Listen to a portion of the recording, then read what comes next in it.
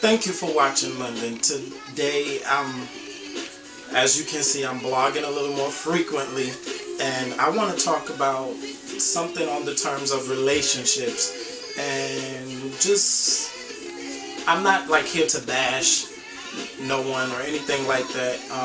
Anybody that knows me personally, when I discuss this, know exactly who I'm referring to or talking about, and that was in regards to a previous marriage that I was in, and it has been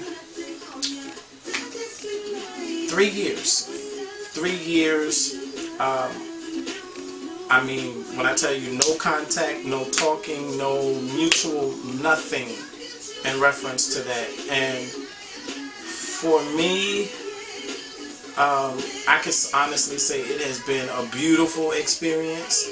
I say beautiful, like not trying to throw off on the person, but I'm so glad to just be away, be out of it, be over it, to get away from some of that foolishness that was going on, that foolery. What I also took note of in the process of even making the attempts to try to move on into another relationship, and not just another relationship, but just kind of move on, period. Just move on. You know, if you understand what I mean. What can I say that I have learned from all of this? I have learned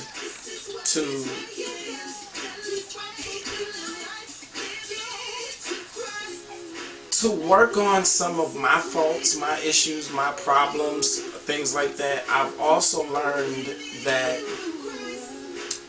it takes as long as you have been in something to get over it. And I talked about that in my Living Single segment, and I'm trying not to touch certain things because I want to save that for another session on cheaters therapy. And there's some things that I really want to discuss. I mean, okay, put it to you this way. When it comes to relationships, it's like you can give your all to a person. If you're anything like me, you do give your all. You give 100% of yourself and beyond. I mean, like, you go to the extreme. You go beyond yourself. You do things for that person you don't even do for your own self. So, can you agree with me on that? Anybody want to hit me with some feedback on that? I mean, I know that I do way beyond what is of normal for a relationship. And I don't know. This particular young woman I married her obviously because I thought that what we shared was mutual. I knew that I loved her, and the thing the thing about it was I introduced her to both my mothers. And for those of you that don't even know what I'm talking about, my biological mother and my foster mother, who is the self-same thing as my biological mother because she raised me my entire life. So I introduced her to both my moms. Mom number one, biological, couldn't stand her from the air she breathed. And I'm careful with that because my biological mom and I were just kind of fresh, a few years into reestablishing our bond in our family again, and introducing her to my foster mom, or who I still call mom. I'm, you know, letting you guys know so you know the difference on who I'm talking about. Introduced her to her, and when I tell you, I never seen nobody respond like that. It was like it was like a, if this is what you say it is kind of thing. If you said she your wife, if that's what you say, if that's what you want to believe, if that's what you want to tell me, if that's what you want me to accept for right now, I can handle that. I could do that for you. I'll play along with this as long as possible, kind of thing. So I don't know. not just that, it was something that she said that stuck out to me so plain, and it just like really stuck with me. She said, I know that he loves you. I can tell by the way he looks in your eyes and this and that and la la la la. And that kind of really stuck with me. And she said, you know, I can tell from body language and interactions, his actions towards you. And this is coming from my mother, somebody who raised me. So if there is a thing or two that she knows, she definitely knows me. So that's not to paint a picture like I'm this prim-pressed and unblemished person and I never do no wrong. Because there were several occasions where, not even several, there was a lot of things that I did that I can say I made it worse. And what I mean by that is that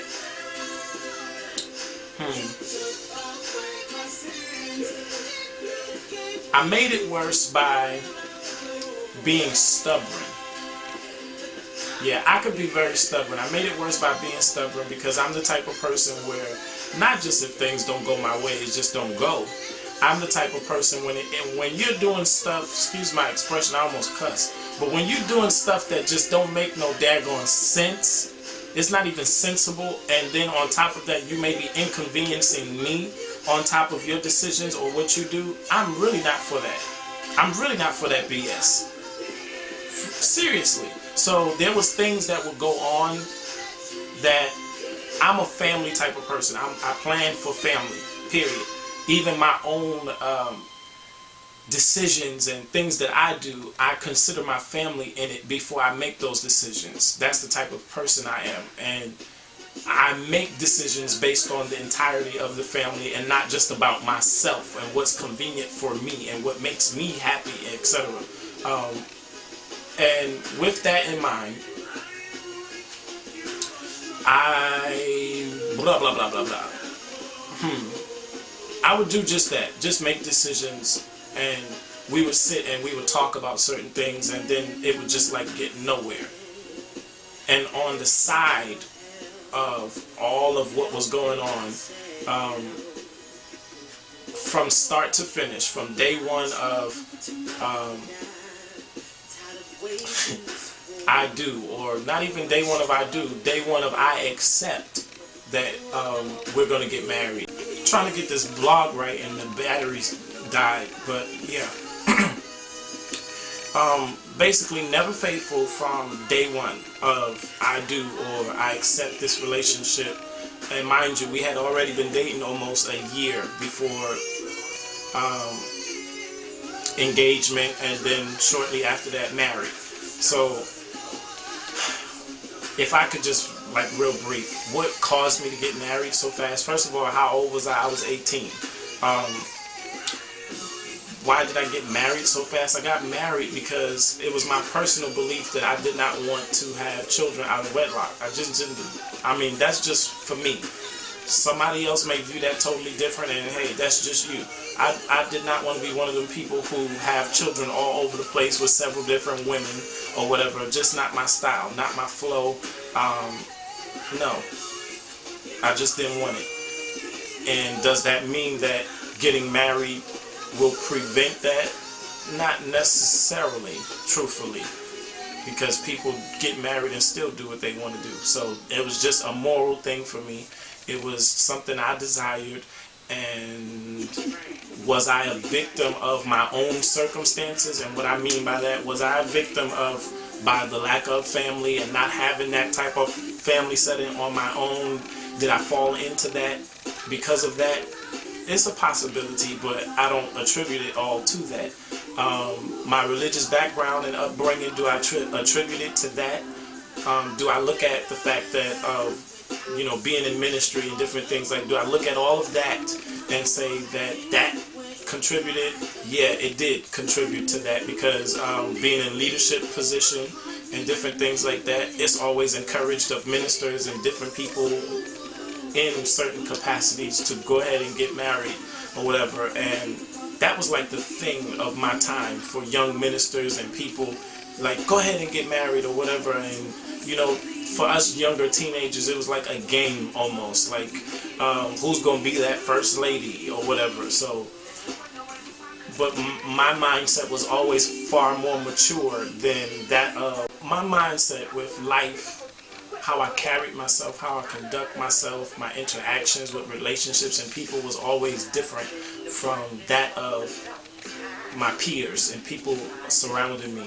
So that's what led me to make my decisions, because I felt in my heart I was doing the right thing. I wanted the right thing. I was working toward the right thing. I was determined to have the right thing take place in my life. So those were my reasons. I really loved her. Thinking that I was in something long term, did the right thing. I did several things. I changed my life and lifestyle, different things about me, things that I just did just because I was single and by myself. And I don't know, just the beginning stages of, you know, when you get married, there's things you're just so used to doing, and you do it because you're single. It's like customary for you, even the way you clean your house, fold your clothes, you know, your routine. And then getting married and having children or whatever in the household and stuff, it just throws everything off for you as a single person, as an individual, both male or female, whichever way. So I kind of fell into that, you know.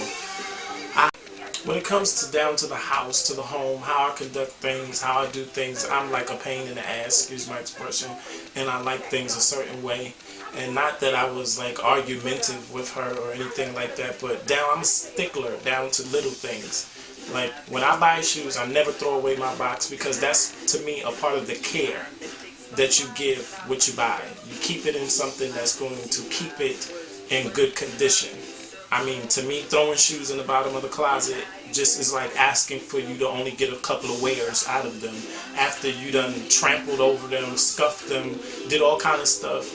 Not even in the process of wearing it, just from the way you treat your stuff. So I just look at stuff a little different. And I mean, we would argue over little things like any other person or marriage or people would. And when it gets down to the raw stuff, this is my advice to ladies. And I'm almost done with this particular video. My words of advice is that when you get into a relationship, the first thing, I can't stress this enough when it comes down to relationships, dating, and getting married, and potential married, and future wife or future husband. I cannot stress this enough.